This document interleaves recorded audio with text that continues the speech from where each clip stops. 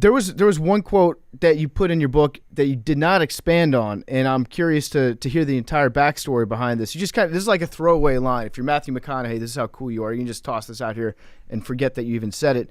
You said, "I've done peyote in Real de Catorce, Mexico, in a cage with a mountain lion." Yeah. Then you just moved on from that. What's the story? How did that go down? Well, I'm in Real de Catorce, and I'd gone off on a sunrise walk with the shaman, and he was in a very cool way that a shaman can do, slowly disseminating the peyote as we hiked up this huge mountain that took hours to hike up.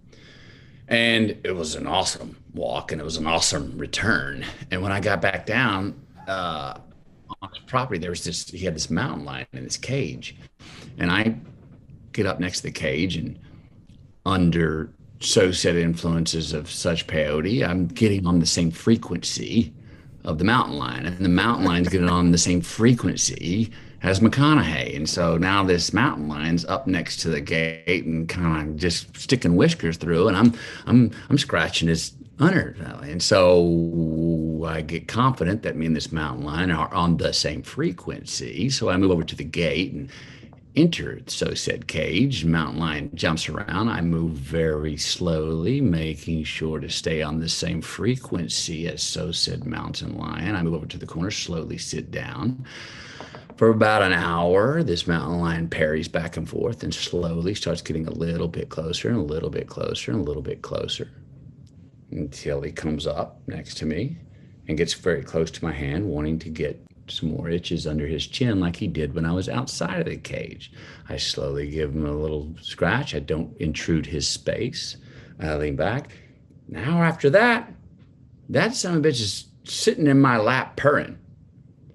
And I sat there for another hour and a half. So spent about 4 hours total in the cage, then slowly got up and went my way, and it was a really incredible experience. Is that one that you look back on in the diary and you're like, you're scared for yourself in the past, reading it sober? No. I mean, no, I was, I don't know if you've ever done a peyote trip with just peyote and water. And if you do it the right way with the shaman, I would say I was incredibly sober. I wasn't out of my mind at all. If anything, I was more in tune than normal. That's a great thing about peyote done the right way. No, I don't look back on that at all. I look back on that and go, if anything, if you look through the book, there's times I've taken what would be a considered risk that absolutely paid off. I would have regretted my instincts that I could make that work if I wouldn't have gone in.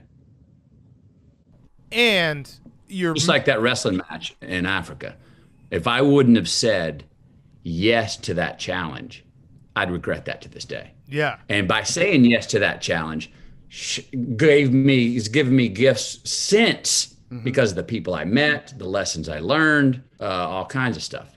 It's also, you kind of have like an out there where if things go wrong and Matthew McConaughey dies tripping on peyote by a mountain lion, like that's pretty much the coolest way to die. You're a legend forever right there. So there's nothing but upside. Yeah, I mean, and it'd be part of the food chain. Right. Which is, if I can go, I hope that's how it is. I hope it's not by a random drive-by. Right. Yeah. You live forever. I'd rather go move on as part of the food chain. Yeah, you live forever in that respect. There's probably also an element of the mountain lion just understanding that this was Matthew McConaughey. He's pretty cool. Like, oh, this is the dude from the Lincoln commercials. Yeah.